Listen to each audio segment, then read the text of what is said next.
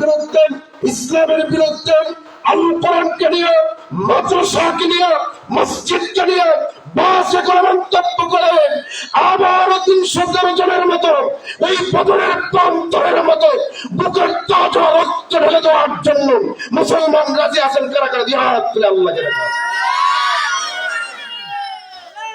নারায়ে তাকবীর, নারায়ে তাকবীর। আল কোরআনের আলো, আল হাদিসের আলো, কোরআন আছে যেখানে, উলামায়ে কেরাম যেখানে, নারায়ে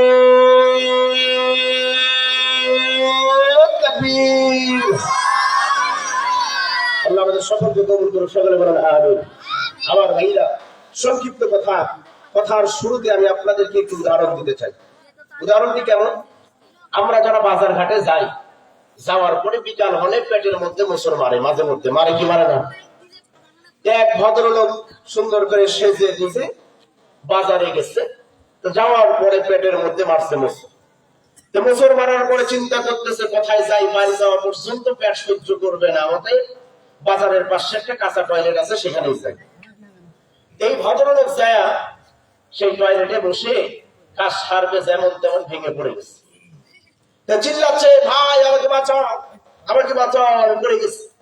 বাজারের সব লোক সেই জায়গায় গেলেন, যাওয়ার পরে তামসা দেখে, ওই লোক হাঁটুটুকু খায় আর সবাই তামসা দেখে, কারণ সবাই পরিপাটি হয়ে গেছে, কেউ আর হাত বাড়ায় না। তো সারাদিন মাঠে কাজ করে একজন গরিব মানুষ কৃষক বাড়ির দিকে ফিরতেছিলেন, দেখতেছে গোল করে সবাই যেন কি যেন দেখতেছে। চিন্তা করলো যাই দেখে আসে, যাইয়া দেখে ভদ্রলোক পড়ে আছে, সবাই তামসা দেখে, কেউ আর হাত বাড়ায় না। তুমি চিন্তা করবো আমি তো বাড়ি যা গোসলেই করবো, তো একটু হাতটা মেরে উঠাই। এই লোক যখন হাত বাড়াই দিচ্ছে, ভাই আমার হাতটা ধরেন একটু উঠে। তো যেই লোক উপর থেকে হাত বাড়াই দিচ্ছে, ওর নাকতে ছিল পানি বা সিঙ্গল, সিঙ্গল করি না আমরা, তো নাকতে ছিল একটা সিঙ্গল। এই লোক হাত বাড়াই দিয়ে বলছে, ভাই আমার হাতটা ধরেন আর উঠে। আর যেই লোক পায়খানায় পড়ে আছে, পায়খানার মুখের দিকে তাকায়, আপনার নাটক দেখেন কি, আপনার হাত ধরে কি উঠে যায়? বিষয়টা বুঝলেন না? আপনার নাটক দেখেন কি, আপনার হাত ধরে কি আর উঠে যায়? পড়ে আছে কোথায়? পায়খানায়, কাঁচা পায়খানায় হাবুডুবু খায়, বেচারার লজ্জা লাগে না, আর একজনের নাকের সিঙ্গল দেখে লজ্জায় বাঁচে না। কথা বলেন, কথা ঠিক কিনা? আজকেও সমাজে কিছু মানুষ যখন ভালো কাজ করতে যায়, কিছু মানুষ যখন নামাজের দিকে যায়, কোন মানুষ যখন মাদ্রাসা করতে যায়, কোন মানুষ যখন ইসলামী আন্দোলন করতে যায়, কোন মানুষকে যখন কোরআনের দিকে ডাকে, আর একদম ওই বিয়ে পড়া ওই শয়তান ইবলিসের মতো দেখে মিটমিটায় হাসে। কথা বলেন, কথা ঠিক কিনা? আমরা তাদেরকে সতর্ক করে দিতে চাই, যারা ডাকের সিঙ্গল দেখে বিয়ে পড়ে থেকে মিটমিটায় হাসো আর সিসি করো, দুনিয়াতে তোমরা সিসি করতে পারবা, যেই দিন তোমরা মরে কবরে যাবা সেই দিন ফেরেশতা ইচ্ছা মতো পিটনি দিবে। কথা বলেন, কথা ঠিক কিনা? এই পিটনির হাত থেকে বাঁচার দরকার বলেন আছে না? আমি কোরআনুল কারীম থেকে একটি আয়াতে কারিমা তেলাওয়াত করেছি। আল্লাহ রাব্বুল আলামিন এই আয়াতের মধ্যে জান্নাতের সুসংবাদ দিয়েছেন। কিসের সুসংবাদ? একটু কথা বলবেন সকলেই, অল্প সময়। জান্নাতের সুসংবাদ দিলেন। আল্লাহ বলেন, যারা দুইটা কাজ করবে আমি আল্লাহ তাদেরকে বিনা হিসাবে জান্নাত দিব। বলেন সুবহানাল্লাহ। আচ্ছা, কি প্রশ্ন করি, জান্নাত কয়টি? সকলে বলেন, জান্নাত কয়টি? জান্নাত 8টি। আরেকটি প্রশ্ন আমরা ভুল উত্তর দেই, সেটি হচ্ছে জান্নাত 8টি। আসলে জান্নাত 8টি না, জান্নাতের দরজা 8টি। জান্নাত 1টি, জান্নাত 1টি, জান্নাতের দরজা 8টি। জাহান্নাম কয়টি? জাহান্নামও 1টি, তবে জাহান্নামের দরজা আছে 7টি। যে যেমন কর্ম করবে তার তেমন ফল হবে, ঠিক কিনা? আর যে যেমন ঈমান নিয়ে চলবে তাকে তেমন জান্নাত আল্লাহ দিয়ে দিবেন। বলেন সুবহানাল্লাহ। তা আল্লাহর যতগুলি জান্নাত আছে, 8টি দরজার মধ্যে একটি দরজা আছে জান্নাতুল ফেরদাউস। সেটা ছোট না বড়? কথা বলেন একটু, ছোট না বড়? বড়। তো জান্নাতুল ফেরদাউস আল্লাহ দিবেন। আল্লাহ বলেন, কানাত লাহুম জান্নাতুল ফিরদাউস নুজুলা। আমি আল্লাহ তাকে ছোট জান্নাত দিব না, জান্নাতুল ফিরদাউস তাকে বড় জান্নাতটাই দিব। বলেন না সুবহানাল্লাহ। আমরা যদি আল্লাহকে জিজ্ঞাসা করি, রব্বুল আলামিন আপনি বলেন তো দেখি, কি দুইটি কাজ করলে আপনি সবচেয়ে বড় জান্নাত, জান্নাতুল ফেরদাউস দিয়ে দিবেন? আল্লাহ রাব্বুল আলামিন জানায় দেন, ও আমার বান্দারা তোমরা শুনে নাও। আল্লাহ রাব্বুল আলামিন বলেন, ইন্নাল্লাযীনা আমানু ওয়া আমিলুস সলিহাত কানাত লাহুম জান্নাতুল ফিরদাউসি নুজুলা।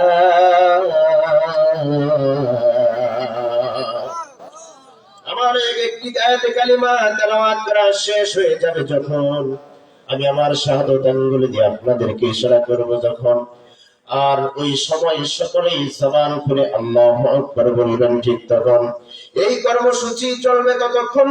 আজকের মাহফিলের আখিরি মুনাজাত হয়নি ততক্ষণ এই কর্মসূচি চলবে ততক্ষণ। এই কর্মসূচি মানতে রাজি আছেন কারা কারা? দুই হাত তুলে আমার আল্লাহকে দেখায় দেন। তারা তারা জোরে বলেন না আল্লাহু আকবার, আর একটু জোরে বলেন না আল্লাহু আকবার। আল্লাহ রাব্বুল আলামিন বলেন, আল্লাহ রাব্বুল আলামিন বলেন, ইন্নাল্লাযীনা আমানু, নিশ্চয়ই যারা ঈমান এনেছে। দ্বিতীয় নম্বরে বলেছেন ওয়া আমিলুস সলিহাত, নিজে সৎ কাজ করেছে, ভালো কাজ করেছে, আমলের জিন্দেগি করেছে। এই দুইটা কাজ তারা করবে, আল্লাহ বলেন কানাত লাহুম জান্নাতুল ফিরদাউসি নুজুলা, আমি আল্লাহ তাকে সবচেয়ে বড় জান্নাত, জান্নাতুল ফিরদাউস দিয়ে দেব। বলেন সুবহানাল্লাহ। এবার প্রশ্ন হলো, ঈমানদার কারা আর আমলদার কারা? কথা বলেন, কথা ঠিক কিনা? আমরা সকলেই মনে করি মুসলমানের ঘরে জন্মগ্রহণ করেছি, আমার বাবা মুসলমান, আমার দাদা মুসলমান, আমার যখন 5 বছর 7 বছর হয় আগা কাটে। কথা বলেন না, কাটেন নাই ম্যাডাম, কথা বলেন না কেন? আগা কাটলেই মুসলমান, কথা বল ঠিক কিনা? আমরা মনে করি আগা কাটলেই মুসলমান। আল্লাহ বলেন আগা কাটো, এটা বিধান পরে, ঈমান আনো সেটা আগে। ঈমানটা আবার কি জিনিস?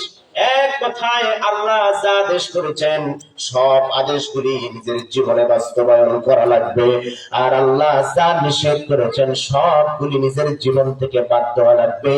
এর নামেই হচ্ছে ঈমান। কথা বলেন, কথা ঠিক কিনা?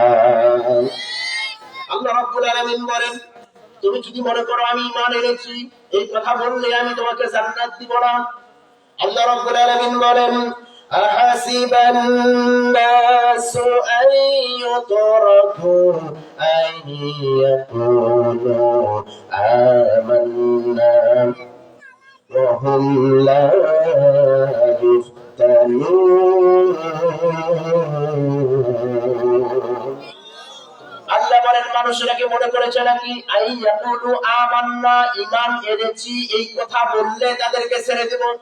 আল্লাহ বলেন না, ওয়া হুম লা ইফতানুন, আমি আল্লাহ তার ঈমানের উপরে পরীক্ষা নেব। কথাকার, কথা বলেন না কেন? কথাকার আল্লাহ রাব্বুল আলামিন বলেন ঈমানের উপরে পরীক্ষা নিব। ঈমানের উপরে পরীক্ষা আল্লাহ যেভাবে মন চায় আল্লাহ সেভাবে নিতে পারে। এই দিকে আমার যাওয়ার কোন বিষয় সময় হবে না, আমি সামনের দিকে যেতে চাই। তার মানে ঈমান আল্লাহ নিজের জীবনে আমল করার দরকার আছে না নাই? এবার পরিচয় দিলাম, আল্লাহ আমি তো ঈমানদার, ঈমান এনেছি। এবার কি করা লাগবে? আল্লাহ রাব্বুল আলামিন বলেন, আমি দুইটা জাতিকে সৃষ্টি করেছি। এই দুইটা জাতি দুনিয়ার জমিনে থাকবে, আবার এই দুইটা জাতি মরে যাওয়ার পরে কিয়ামতের ময়দানে এই দুইটা জাতিকে উঠাবো। পড়ায় হিসাব নিব, জাররা জাররা হিসাব নিব। হিসাব নিকাশের পরে যদি ভালো ফায়সালা হয় তাহলে জান্নাত, আর যদি ফায়সালা ভালো না হয় তাহলে জাহান্নাম। কথাকার কয়টা জাতি? আল্লাহ রাব্বুল আলামিন বলেন এই দুইটা জাতি, তাদের জন্য জান্নাতও তৈরি করছি, জাহান্নামও তৈরি করছি। আল্লাহকে যদি জিজ্ঞাসা করি, আল্লাহ আপনি বলে দেন তারা কারা কারা? আল্লাহ রাব্বুল আলামিন বলেন, ওয়ালাকাদ যারা'না লিজাহান্নামা কাসীরাম মিনাল জিন্নি ওয়াল ইনসি লাহুম কুলুবুন লা ইয়াফকাহুনা বিহা ওয়া লাহুম আ'য়ুনুন লা ইউবসিরুনা বিহা ولهم آذان لا يسمعون بها أولئك كالأنعام بل هم أضل أولئك هم الغافلون।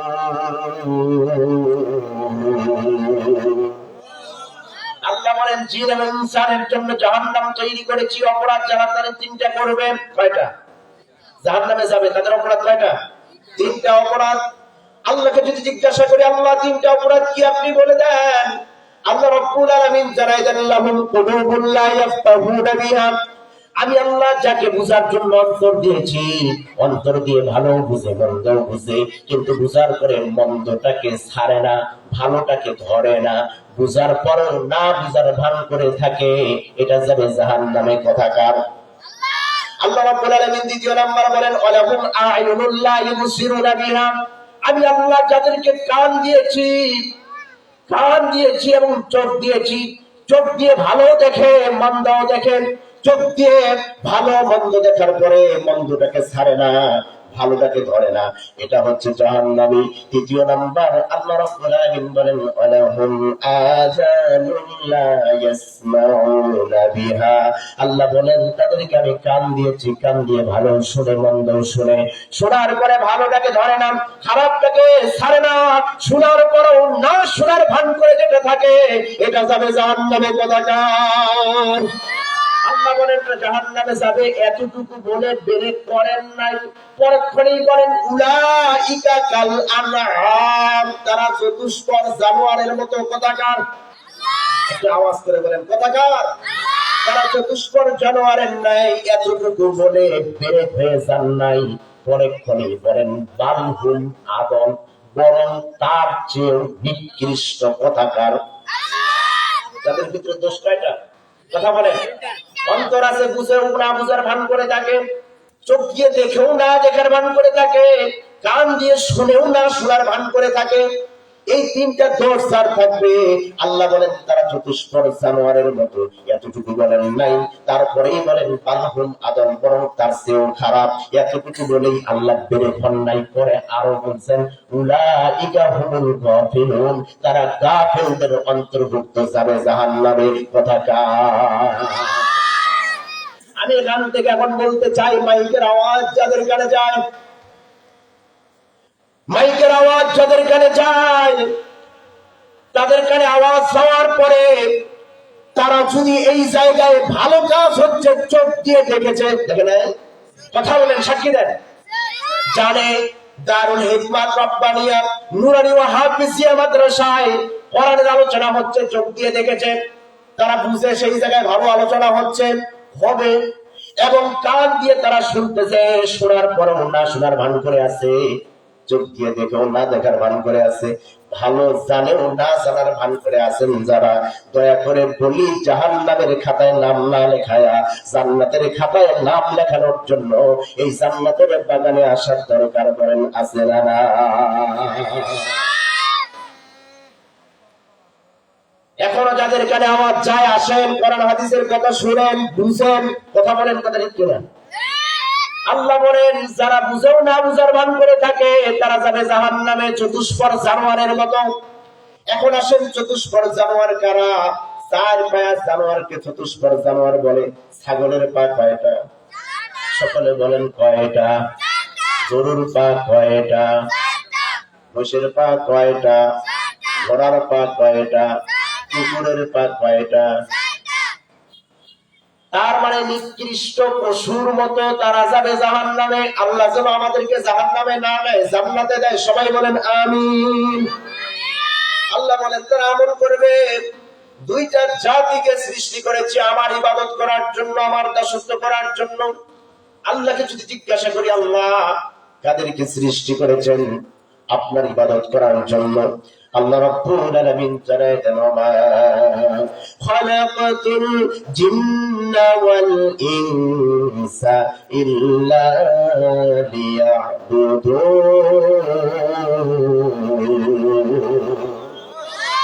আল্লাহ বলেন জিন এবং ইনসান, জিন মানে জিন জাতিকে আমরা দেখি না, ওই জিন জাতি আর আমরা ইনসান মানুষ জাতি, এই দুইটা জাতিকে সৃষ্টি করেছেন আল্লাহর গোলামি আর দাসত্ব করার জন্য। কথা বলেন কথা ঠিক কিনা? কিন্তু মানুষেরা দুনিয়াতে আসার পরে মা বাবা ভাই বোন আত্মীয় স্বজন পাড়া প্রতিবেশী স্ত্রী সন্তানকে পাওয়ার পরে আল্লাহকে ভুলে যায়, ইসলামকে ভুলে যায়, কোরআনকে ভুলে যায়। তারা জাহান্নামের দিকে পিছনে ছুটতে থাকে। বন্ধু, আপনারা একটা বার আমার কথার সাথে চিন্তা করে দেখেন, এই দুনিয়ায় কয়দিন থাকতে পারবেন? এই দুনিয়ায় কয়দিন বাঁচবেন? আপনার কাছে যদি এখনই আজরাইল চলে আসে, আজরাইল এসে আপনার জানটাকে কবজ করে নিয়ে যখন চলে যাবে, আমার পাশে সহসভাপতি সাহেব বসে আছে। সহসভাপতি সাহেব যদি মারা যায়, এখন আর কেউ আব্দুল কাদের খান সাহেব বলবে না, কেউ বলবে না। স্যার যদি মারা যায়, কেউ আর স্যার বলবে না। সভাপতি সাহেব যদি মারা যায়, কেউ আর হাজী সাহেব বলবে না। দ্রুত বলবে লাশটাকে বের করো। কথা বলেন না কেন? ঘর থেকে লাশটাকে বের করবে। লাশটাকে বের করে নেওয়ার পরে বড়ই পাতা দিয়ে সুন্দর করে গোসল করায়া পরনের সমস্ত রঙিন পোশাক গুলি খুলে নিয়া সাদা কাপড়ের কাপড় পরাইয়া দিবে। সাদা কাপড়ের কাপড় পরাই দেওয়ার পরে মৃত লাশটা বুঝবে না সে মারা গেছে। মৃত লাশটার রুহটা সন্তানের কাছে যায়, দেখবে সন্তান কাঁদে। ভাইয়ের কাছে যায়, দেখবে ভাই কাঁদে। নাতি নাতনি কাঁদে, প্রাণের স্ত্রী কাঁদে। সবার কান্নার আওয়াজ শুনে ওই রুহু দেখে, রুহুর কথা কেউ শুনতে পারে না। এক পর্যায়ে যখন জানাজার সময় হয়ে যায়, রুহুটা ওই সময় যখন লাশটাকে খাটনিতে করে নিয়ে চলে যায়, রুহুটা পিছনে পিছনে যায় আর বলে, তোমরা আমাকে কোথায় নিয়ে যাচ্ছ? আমার দুইটা বাড়ি, আমি ইনকাম করে কষ্ট করে এই বাড়িটাকে নির্মাণ করেছি, আমাকে কোথায় নিয়ে যাচ্ছ? রুহুটার কথা কেউ শুনবে না। খোলা ময়দানে যাওয়ার পরে সকলেই লাশটাকে সামনে রেখে যখন কাতার বদ্ধি হয়ে দাঁড়িয়ে যাবে, লাশটার রুহুটা আবার কাঁদবে আর বলবে, তোমরা কি করতেছো? আমি তো তোমাদের সামনেই ঘুরে বেড়াচ্ছি, আমি তো তোমাদের সামনেই রয়েছি, তোমরা কি করতেছ? তোমরা কেন আমাকে জানাজা করো? এক পর্যায়ে জানাজা শেষে কবরের কাছে যখন নিয়ে যে কবরের মধ্যে নামায় দিয়া মাটি দিয়া শুকলে যখন চলে আসবে, ওই সময় রুহুটা কাঁদবে আর বলবে, এত কষ্ট করলাম তোদের জন্য, তো আমাকে চিনলি না, আমাকে এখানকার রেখে কবরে রেখে চলে যাচ্ছ, আমার এখন কবরে কি হবে? মুফাসসিরিন কিরাম বর্ণনা করেন, প্রত্যেকটা মানুষ মরে যাওয়ার পরে মাটি দিয়ে 40 কদম হেঁটে যখন চলে আসে, ওই কবরের মধ্যে দুইজন ফেরেশতা আসে, যার নাম মুনকার আর নাকির। কথা বলেন কথা ঠিক কিনা? দুইজন ফেরেশতা এসে ওই মৃত মানুষটাকে জাগাবে। জাগানোর পরে প্রশ্ন করবে তিনটা। জোরে বলেন কয়টা? এক নাম্বার মান রাব্বুকা, দুই নাম্বার মান দীনুকা, তিন নাম্বার মান নাবিয়ুকা। বলেন তো দেখি, রবের সাথে যার সম্পর্ক নাই সে কি রবের কথা স্বীকার করতে পারবে নাকি? যারা দুনিয়ার জমিনে রবের গোলামি করে নাই, যারা দুনিয়ার জমিনে রবের হুকুম মানে নাই, তারা তো জবাব দিতে পারবে না। দ্বিতীয় নাম্বার প্রশ্ন করবে, মান দীনুকা, তোমার দিন কি? দুনিয়ার জমিনে ইসলাম মানে নাই, ইসলামের পথে চলে নাই, জবাব দিতে পারবে না। তৃতীয় নাম্বার প্রশ্ন করবে, আমার নবীকে, তোমার নবীকে, নবীর চেহারাটা হয়তো বা দেখানো হবে। যদি নবীর আমল না করে, নবীর আদর্শ দিয়ে নিজের জীবনটাকে না সাজায়, বলতে পারবে নাকি আমার নেতা মুহাম্মদ সাল্লাল্লাহু আলাইহি ওয়াসাল্লাম? বলতে পারবে? যখন বলতে পারবে না, দুইজন ফেরেশতা চলে যাবে আল্লাহর কাছে। আল্লাহর কাছে যা বলবে, আল্লাহ, আপনার অমুক বান্দার কবরে গেলাম, যাওয়ার পরে তিনটা প্রশ্ন করলাম, একটা প্রশ্নের জবাব দিতে পারে নাই, আমরা কি করব? আল্লাহ রাব্বুল আলামিন ডাক দিয়ে বলবে, ফেরেশতারা তোমাদেরকে কিছুই করা লাগবে না, যা করার কবরে করবে। আল্লাহ এবার কবরকে ডাক দিয়ে বলবে, কবর রে, তোমার আযাব তুমি শুরু করে দাও। মুফাসসিরিন কিরাম বর্ণনা করেন, কবরের ডান পাশের মাটিগুলি পৃথিবীর শেষ প্রান্তে চলে যাবে, বাম পাশের মাটিগুলি পৃথিবীর শেষ প্রান্তে যাওয়ার পরে সে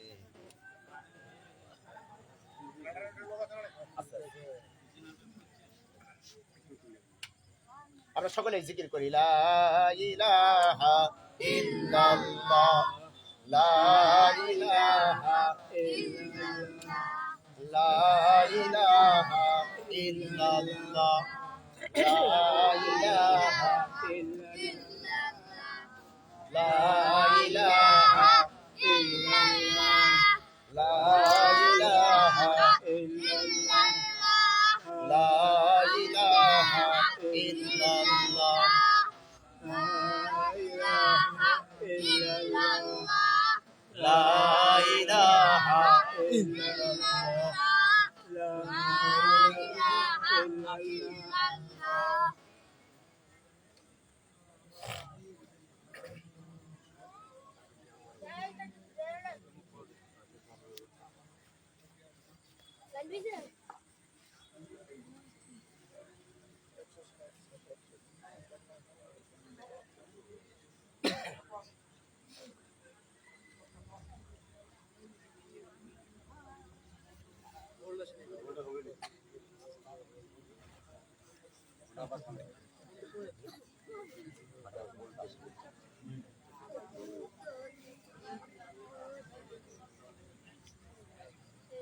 লাইন দিয়ে দেন চালু হবে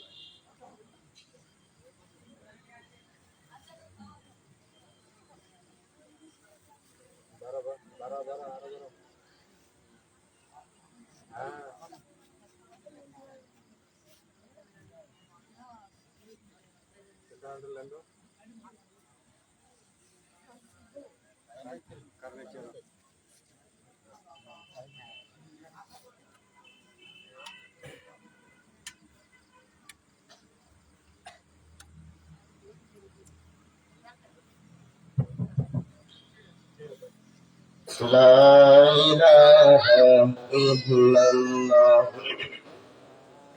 لا إله إلا الله محمد رسول الله আমার ভাইরা যেই জায়গায় কথা ছাড়ছিলাম সেই জায়গায় চলে যাই কবরের ডান পাশের মাটিগুলি পৃথিবীর শেষ প্রান্তে চলে যাবে বাম পাশের মাটিগুলি পৃথিবীর শেষ প্রান্তে চলে যাবে যাওয়ার পরে সে এমন ভাবে চাপ মারবে চাপ মারার সঙ্গে সঙ্গে ডান পাঁজরের হাড়গুলি চুরমার করে ভেঙে বাম পাঁজরে ঢুকে যাবে বাম পাঁজরের হাড়গুলি চুরমার করে ভেঙে ডান পাঁজরে ঢুকে যাবে একটি কাগজ একটি পেপার যেমন পাতলা লাশটাকে চাপ দিয়ে পাতলা বানায় ছেড়ে দিবে শুধু তাই নয় কবরের মধ্যে সাপ আসবে পা থেকে গলা পর্যন্ত পেঁচিয়ে ধরবে আর কপালের মধ্যে দংশন করতে থাকবে এমন একজন ফেরেশতা আসবেন সেই ফেরেশতা কানেও শোনে না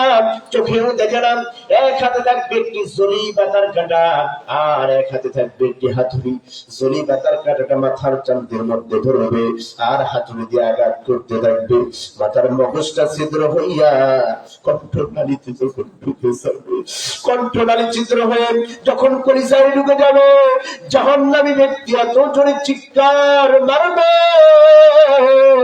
আর বলবে আর মেরো না সহ্য করতে পারি না আর মেরো না সহ্য করতে পারি না ওই ফেরেশতা কেন শুনবে না চোখেও দেখবে না আঘাত করতে করতে নারী ঘুড়িকে ছিদ্র করে পায়খানার রাস্তা দিয়ে বের করে দিবে আমার বন্ধুরা শুধু তাই নয় ওই বান্দাকে জাহান্নামের আগুনে নিক্ষেপ করে দেওয়া হবে জাহান্নামের আগুনে নিক্ষেপ করার সঙ্গে সঙ্গে জাহান্নামের আগুনটা কলিজায় লেগে যাবে কলিজাটা পুড়ে ছারখার হয়ে যাবে আর জাহান্নামী ব্যক্তি এত জোরে চিৎকার মারবে আর আল্লাহকে ডাক দিয়ে বলবে আল্লাহ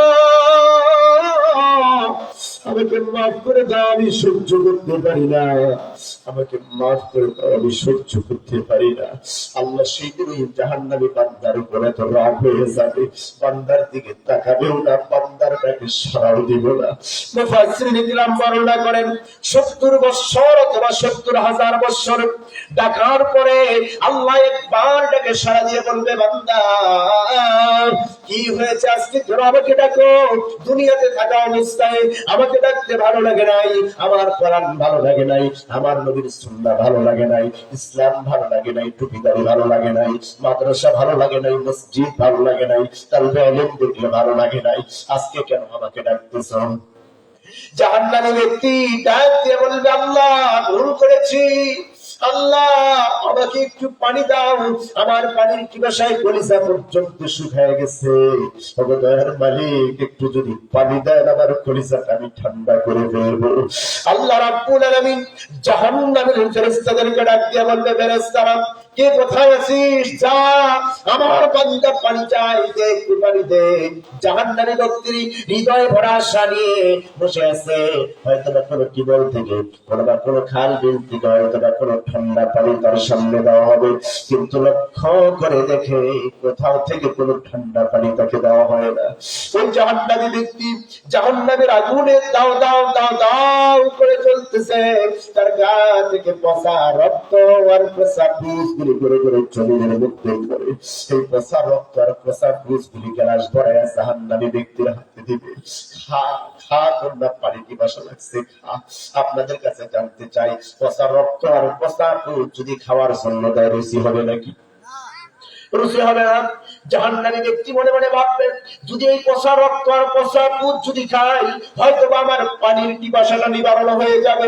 এই কথা চিন্তা করে যখনই ওই গ্লাসটা নিয়ে পচা রক্ত আর পচা পুষ যখন পান করা শুরু করে দিবে, পান করা শুরু করতে দেরি হবে, তার কারেন্ট বস্তুগুলি গলে পড়তে দেরি হবে না।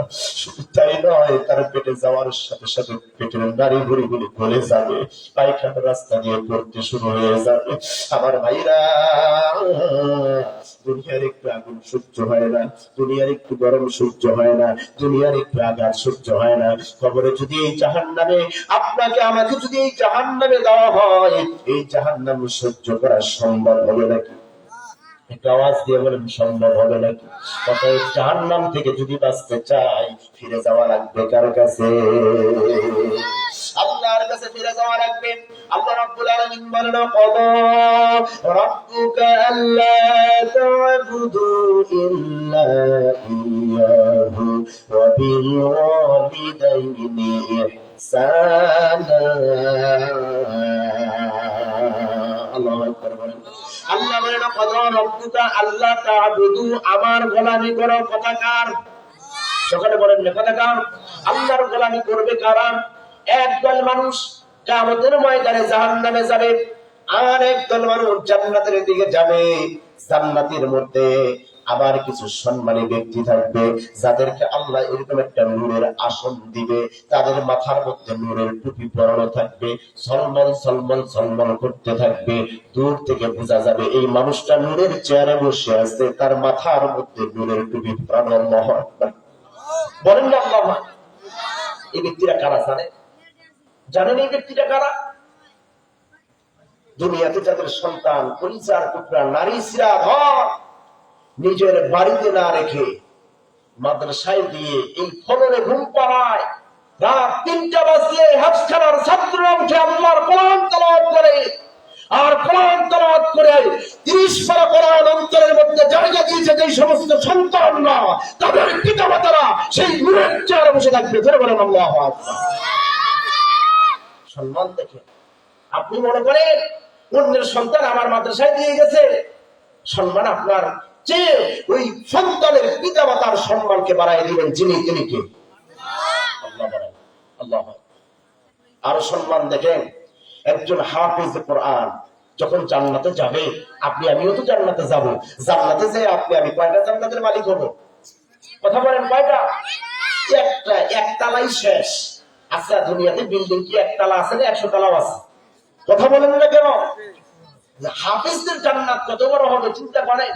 একজন হাফেজ যখন জান্নাতে যাবে, আল্লাহ ওই হাফেজকে ডাক দিয়ে বলল, হাফেজ চিন্তা করো না, সূরা ফাতিহার প্রথম আয়াত শুরু করো, আর যতগুলি আয়াত মুখস্থ আছে একটা একটা করে পড়তে থাকো, আর একতলা করে অতিক্রম করে উঠতে থাকো। বলেন না আল্লাহু আকবার। হাফেজ কোরআন শুরু করবেন আলহামদুলিল্লাহ রাব্বিল আলামিন এক তলায়, আর রহমানুর রহিম দ্বিতীয় তলায়, মালিক ইয়াউমিদ্দিন তৃতীয় তলায়, পড়তে পড়তে ৬০০০ 6,666 আয়াত পড়া শেষ হবে যখন 6,666 তালার জান্নাতের মালিক হয়ে যাবে তখন চলে বলেন আল্লাহ। সম্মান হাফেজের আছে না নাই? কথা বলেন আছে না নাই? অনেকেই বলে মাদ্রাসায় পড়ায় কি হবে, আমার সন্তান নাম লিখতে পারবে না। আমরা মাদ্রাসায় পড়েছি, আমরা লেখাপড়া করেছি, আমরা সম্মানে আছি। কথা বলেন কথা ঠিক কিনা? স্যার মাইন্ড করিয়েন না, স্যার স্কুলে চাকরি করে, নামাজে যখন স্যার আর আমি একসাথে যাব, সামনে কাকে দিবে? কথা বলেন না কেন? হুজুরকে দিবে, ঠিক না? আপনি আমি যখন আপনার আমার ঘরে যখন সন্তান আসে, আসার পরে আপনি নিজে আজান দিতে পারেন না, দৌড়ান ইমাম সাহেবের কাছে। সম্মান কে দিল? আপনার সন্তানের মুসলমানি করাইছেন, খতনা করবেন, আকিকা করবেন, সেই জায়গায় কাকে লাগবে? হুজুর লাগবে। এরপরে আপনি যখন বিবাহ করবেন, বিবাহ করার সময় কি লাগবে? কথা বলেন না কেন? হুজুর ছাড়া আপনার বিয়ে হয় না। আর আপনি যদি হুজুর ছাড়া বউ নিয়ে থাকেন, ওটার পেট থেকে যতগুলা আসবে একটাও আল্লাহ ওয়ালারা সব কয়টা হারামজাদা। কথা বলেন না কেন? তার মানে সম্মান আপনার বিয়ের সময় বাড়ায় দিল। হালালটাকে হুজুর ছাড়া আপনি হালাল করতে পারেন না। সম্মান আছে না নাই? এরপরে শেষ বিদায় ফারাল যেদিন হবেন, তখন কি করবেন? আরেকটা কথা, যখন বাপ মা বেঁচে থাকে না, হুজুরের কদর করে না। বাপ সেদিন মরছে, হুজুর হুজুর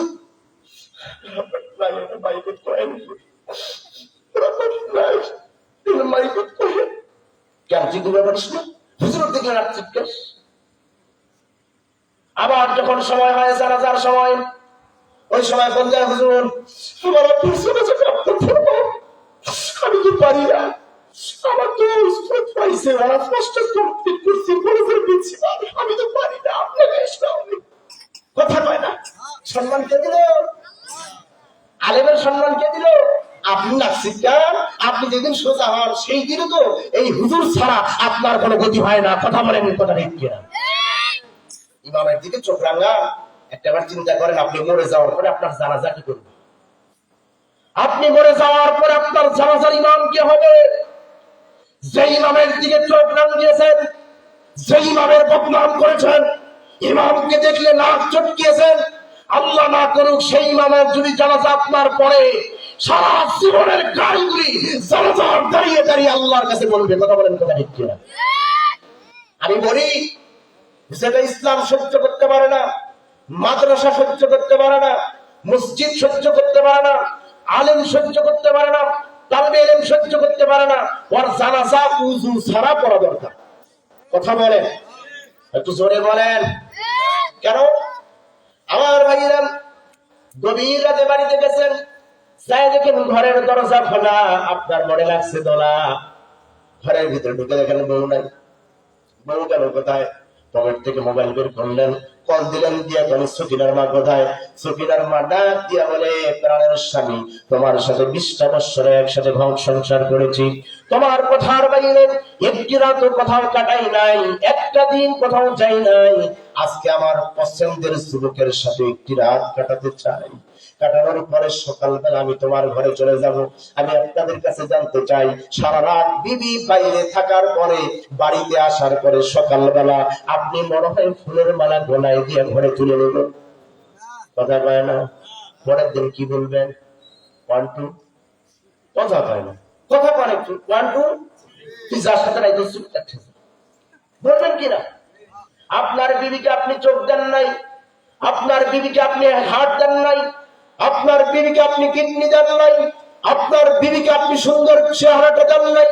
শুধু এই সুন্দর চেহারায় মাখার জন্য একটু ছোলো দিয়েছেন, একটু কাজল কিনে দিয়েছেন, একটু ঠোঁট পালিশ কিনে দিয়েছেন।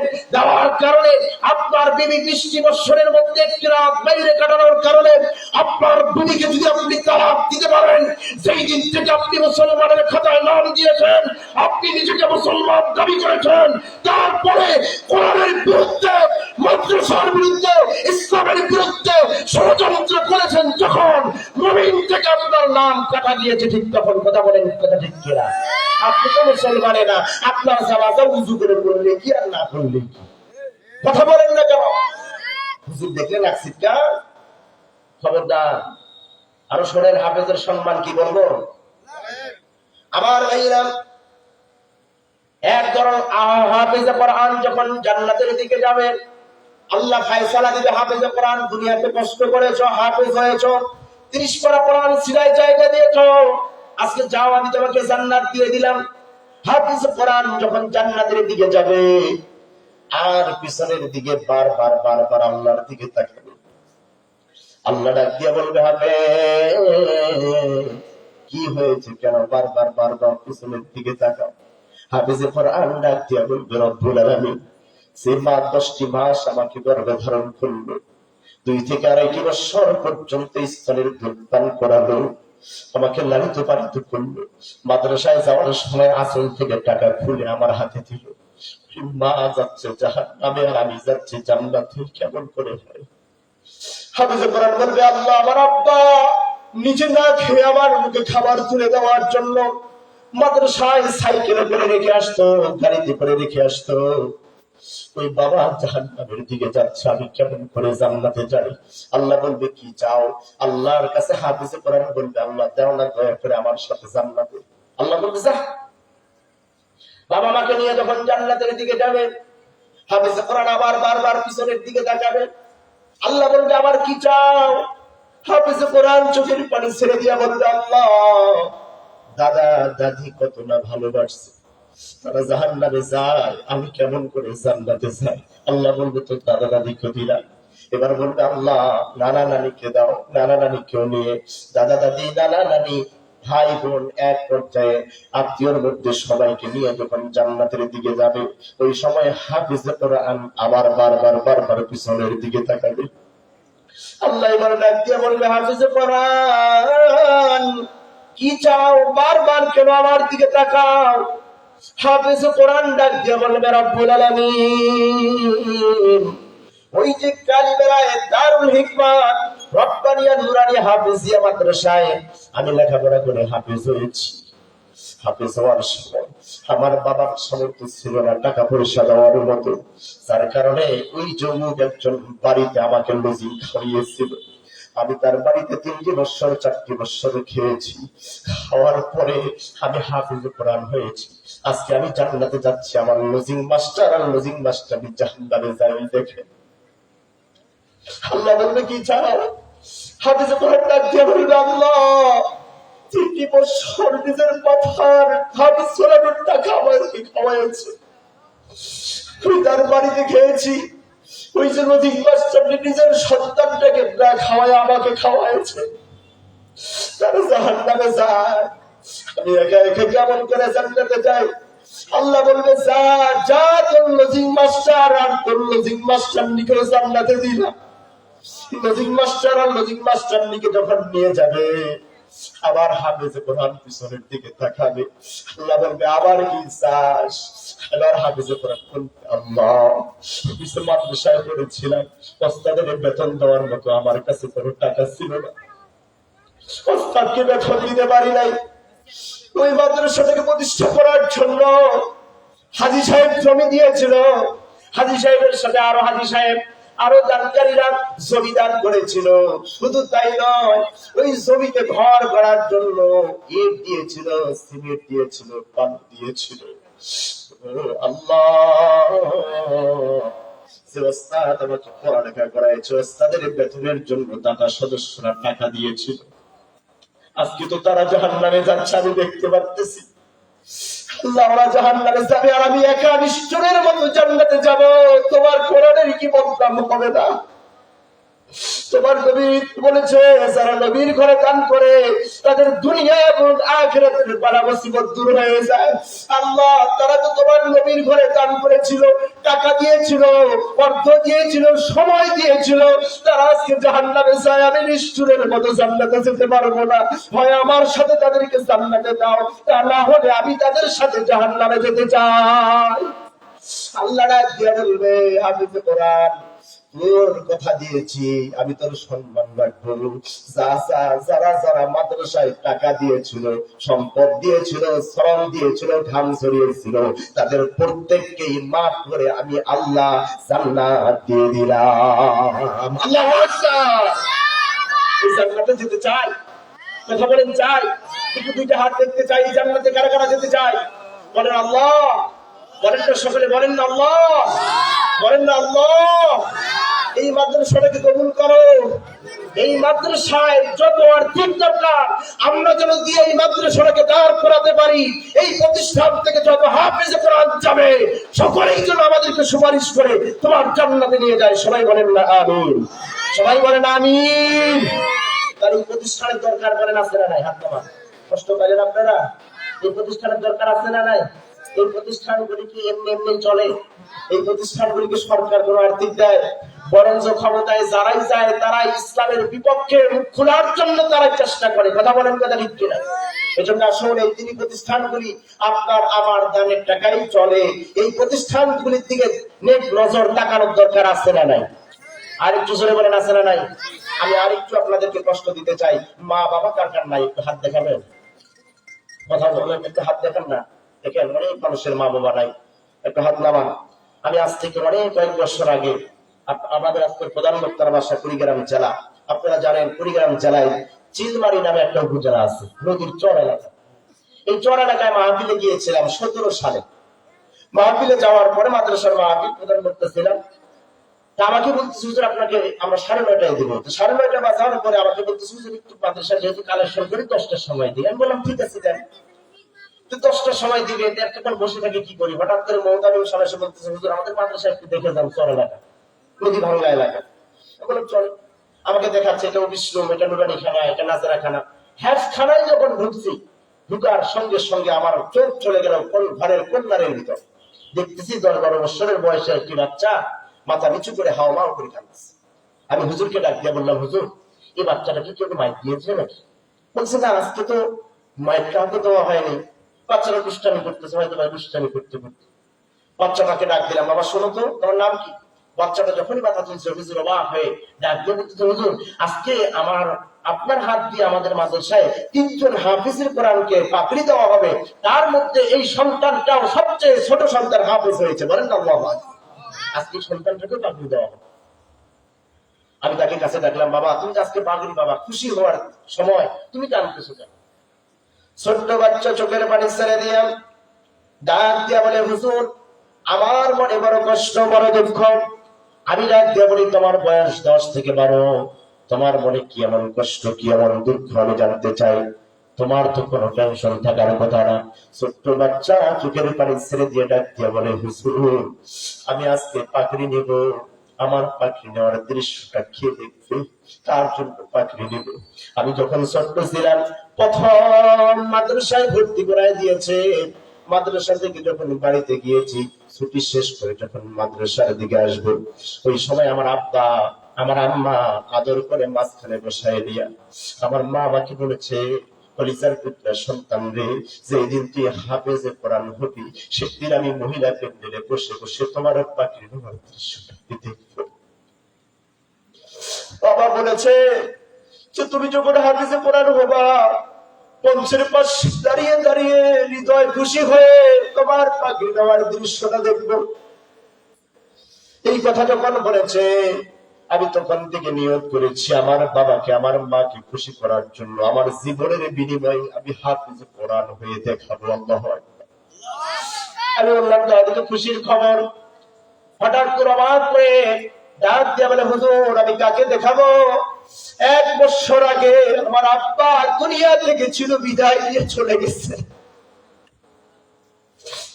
আমার আব্বা তো আবার পাগড়ি দেওয়ার দৃশ্যটা দেখতে পারবে না। তুই কার জন্য পাগড়ি নিব? আমি ছোট্ট বাচ্চাকে ডাক দিয়ে বললাম কেন তোমার বাবা নাই তাতে কি হয়েছে? তোমার আম্মু কি আসে নাই? মনে হয় আগুনের মধ্যে পেট্রোল ছেড়ে দিলে যেমন দাও দাও করে চলে, ছোট্ট বাচ্চাটা হাও মাও করে কান্না করে দিয়েছে। পাশে থেকে হুজুর ডাক দিয়ে বলে হুজুর আজ থেকে 3 দিন আগে সন্তানের মা ও দুনিয়া থেকে বিদায় নিচ্ছে। হাফেজ হয়েছে কিন্তু মাকে আর দেখাতে পারে নাই, বাবাকে আর দেখাতে পারে নাই পাখির দেওয়ার দৃশ্যটা। ছোট্ট বাচ্চাটাকে বুকিয়ে ধরিয়ে ধরলাম আর ডাক দিয়ে বললাম বাবা তোমার বাবা দেখবে না, তোমার মা দেখবে না, কিন্তু কবরে শুয়ে শুয়ে তা তোমার জন্য দোয়া করবে। চলো তুমি আজকে পাগড়ি নিবা। ছোট্ট বাচ্চাটা আমাকে ডাক দিয়ে বলে, হুজুর 1 মিনিটের জন্য ছুটি দেন। আমি বললাম ঠিক আছে বাবা যাও। একটু দৌড় দিয়ে ঘরের কন্যায় চলে গেল। যাওয়ার পরে ব্যাগটা টান দিয়ে চেনটা খুলে কিছু টাকা সুতা দিয়ে বেঁধে রেখেছে। আমি লক্ষ্য করে দেখেছি 2 টাকা, 5 টাকা, 10 টাকা, 20 টাকা, 50 টাকা পর্যন্ত ছিল, আর বেশি বড় নোট ছিল না। সুতা দিয়ে বেঁধে রেখেছে। বেঁধে রাখা টাকাটা নিয়ে এসে আমার হাতে দিচ্ছে। আমি বললাম কেন টাকাটা দিচ্ছ? ছোট্ট বাচ্চা ডাক দিয়ে বলতেছে, হুজুর এই টাকাটা আমি কষ্ট করে জমা করেছিলাম, বড় কষ্ট করে টাকাটা জমা করেছি। আমার মা জীবিত থাকা অবস্থায় আমাকে টাকা দিত খাওয়ার জন্য, কিন্তু টাকাটা আমি খাই নাই, না খেয়ে জমা করেছি। ওই যে আমার মা আমার বাবা বলেছিল, যেই দিন তুমি হাফেজে কোরআন হবা, পাগড়ি নিবা, সেই দিন তোমার দৃশ্যটা দেখবো, তোমাকে নতুন জামা দিব, নতুন সাইকেল দিব। সেই দিন আমি মনে মনে সিদ্ধান্ত নিয়েছি, আমি হাফেজ হওয়ার পরে আমার মা আমাকে নতুন পাঞ্জাবি দিবে, পায়জামা দিবে, আমার বাবা আদর করে আমাকে সাইকেল কিনে দিবে, আমার মা বাবাকে আমি কি দিব? এই জন্য টাকাগুলি জমা করিয়েছি আর নিয়ত করেছি মাথায় পাখড়ি নিয়া, পাখড়িটা পরে এই জমা কিন্তু টাকা দিয়া আব্বার জন্য একটা লবি কিনবো,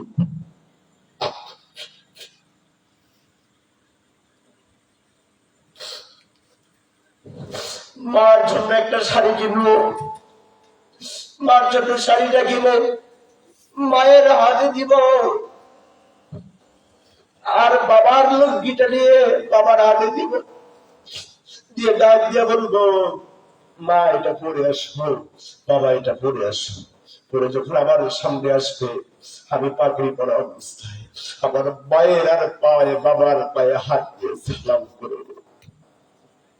কিন্তু হুজুর আমার তো তাকদীরে এটা নাই, এই টাকা দিয়ে তো আর লুঙ্গি কিনতে পারবো না, এই টাকা দিয়ে তো আর শাড়ি কিনতে পারবো না।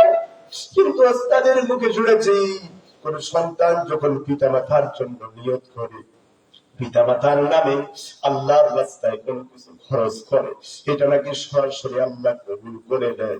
আজকের এই জায়গায় আমি বেশি টাকা জমা করতে পারি না হুজুর, মাত্র 2000 টাকা জমা করেছি। এই 2000 টাকা নেন, আমার বাবার জন্য দোয়া করে দেন, আল্লাহ যেন আমার মা বাবাকে জান্নাতের মালিক বানায় দেয়। আমি সেই দিনই বুঝেছি মা বাবা কত আপন জিনিস। যার মা নাই সে আর বাড়িতে যে মাকে আর মা বাবা বলে ডাকতে পারে না।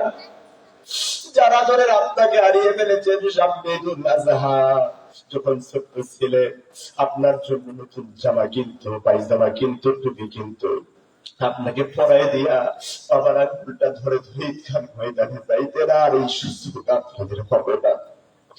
আজকে মাদ্রাসার ময়দানে বসে আমি দেখতে চাই এমন একজন সন্তান যার মা দুনিয়াতে নাই, বাবা নাই, ওই ছোট্ট সন্তানের মতো বাবার নামে আর মায়ের নামে 5,000 টাকা এই প্রতিষ্ঠানে দান করবেন, এমন একজন বান্দাকে দেখতে চাই। 5,000 টাকা নগদ অথবা বাকি নিয়ত করবে, নামটাকে লেখাবে। আমি তার মা বাবার জন্য দোয়া করি, আল্লাহ যেন ওই হাফেজে কোরআনের মা বাবার সাথে জান্নাত দান করেন। সবাই বলেন আমিন। কেউ আছে 5,000 টাকা বড় কিছু না। এই যে সিজির আসছে, ধান আসছে, ভুট্টা আসছে, 2 বস্তা ভুট্টার টাকা আপনি দিবেন, 2 বস্তা ধানের টাকা কি দিতে পারবেন না? মা বাবার জন্য আপনি কি 5,000 টাকা খরচ করতে পারবেন না? এই মুহূর্তে নাই, আপনি ধান কেটে, ভুট্টা কেটে এই নবীর ঘরে এসে দিয়ে যাবেন। এমন কে আছেন পিতা মাতা হারানোর সন্তান, কে মাকে ভালোবাসেন, বাবাকে ভালোবাসেন? তো বলেন না 5,000 টাকা কে দিবে? কথা বলতে আসবে, কথা বলবে, আপনাদেরকে শোনাবে। আপনার একটু নিয়তটাকে প্রকাশ করেন। আল্লাহ কার হৃদয়ে আছে জানি না, আল্লাহ তুমি একটু নিয়তটাকে প্রকাশ করায় দেওয়ার জন্য তোমার এই বান্দার মনটাকে নরম বানায় দাও। সবাই বলেন না আমিন, একটু সবাই বলেন না আমিন, সবাই বলেন না আমিন। আমার এই হাতের সাথে অনেক আলেমের হাত লেগেছে, অনেক হাজী সাহেবের সাথে মুসাফা করেছি, অনেক আল্লাহ ওয়ালার সাথে মুসাফা করেছি। আমি হাত দিয়ে আমি তার জন্য দোয়া করতে চাই, আল্লাহ যেন তার কলিজাকে ঠান্ডা করে দেয়। এমন একজনও কি নাই 5,000 টাকা এই নবীর ঘরে দান করবে? আপনি আছেন? আমাদের মাদ্রাসার সহ সভাপতি সাহেব মোস্তফা ভাই, তিনি বাবা মার নামে খাতা কলম নেন। কই ভাই আসেন, মোস্তফা ভাই মা বাবার নামে 5,000 টাকা ধান কাটার পরেই মাদ্রাসায় দিয়ে দিবে। উনি সহসভাপতি মাদ্রাসার, উনিও সদস্যের মধ্যে। আল্লাহ তার পিতা মাতার কলিজাকে ঠান্ডা করে দাও, তার পরিবারে তোমার খাস রহমত বরকত নাজিল করে দাও। রব্বুল আলামিন তোমার বান্দা খাম ঝরানোর টাকা তোমার গভীর ঘরে দিবে। আল্লাহ আল্লাহ তোমার বান্দার মনের নেক মাকসুদকে তুমি পূর্ণ করো। সবাই বলেন না আমিন। আর কেউ আছে ওনার সাথে আর 5,000 টাকা আপনি ভুট্টা বা ধান উঠার পরে দিয়ে 5,000 টাকা দিবেন, এমন কেউ আছে? 5,000 টাকা বড় কিছু না, আপনি মরে গেলে সব পড়ে থাকবে, আপনি দুনিয়া থেকে চলে যাবেন, আপনার ছেলে মেয়েরা ভোগ করবে, আপনার নামে দান করবে কিনা এটা কল্পনাও করতে পারেন না। কারণ আসে আপনার মা বাবার জন্য যদি আপনি দান করেন, আপনার সন্তানরা আপনার জন্য দান করবে। সকলে বলেন না আমিন। কে আছেন 5,000 টাকা দিবেন? কে আছেন একটু বলেন। আমি তার জন্য দোয়া করবো, অন্তর থেকে দোয়া করবো। প্রধান বক্তা মুসাফির মানুষ, তিনিও দোয়া করবে। আপনি একটু সকলে বলেন না একটু। নাই কেউ? আচ্ছা, 5,000 টাকা দিবেন না, ওই হাফিজ কোরআনের সাথে একত্রিত হয়ে 2,000 টাকা দিবেন, এমন কি আছে? 2,000 টাকা। এক নম্বরে দুই নম্বরে কলম চাইলে কলম আছে আপনার কাছে? আর কে আছেন? 2 জন পাওয়া গেছে। 3 জন। 3 নম্বরে কে আছেন? 2,000 টাকা বড় কিছু না, 2,000 টাকা এক বস্তা ধানের টাকা দিবেন। মা বোনরা আছে, মা বোনদের ওইখানেও মা বোনরা দাবসে, মা বোনরা যদি চান আপনারা একটু দয়া করে লিখে পাঠায় দেন, আপনাদের জন্য দোয়া করবো। আচ্ছা লিখতেছি, একটু বসেন বাবা, একটু বসেন। হ্যাঁ হাজি সাহেব বাবাজি, আব্দুল কাদের খান বাবাজি 2,000 টাকা দিবেন। তারপর 8টা পর্যন্ত দিবেন 2,000 টাকা। আর কে আছেন? আর কে আছেন? রেজামন ভাই দিবে 2,000 টাকা। রেজামন ভাই দিবে 2,000 টাকা। আর কে আছে? 2,000 টাকা বড় কিছু না, 2,000 টাকা বড় কিছু না। কত টাকা কত দিকে চলে যায়। আপনি এখনই অসুস্থ হলে ঠাকুরগাঁয়ে গেলে 5,000 টাকা চলে যাবে, সর্বনিম্ন গরিব হালে। 2,000 টাকা বড় কিছু না। এই 2,000 টাকা কি আপনারা দিতে পারবেন না? কে আছেন 2,000 টাকা এই মাদ্রাসার জন্য দান করবে?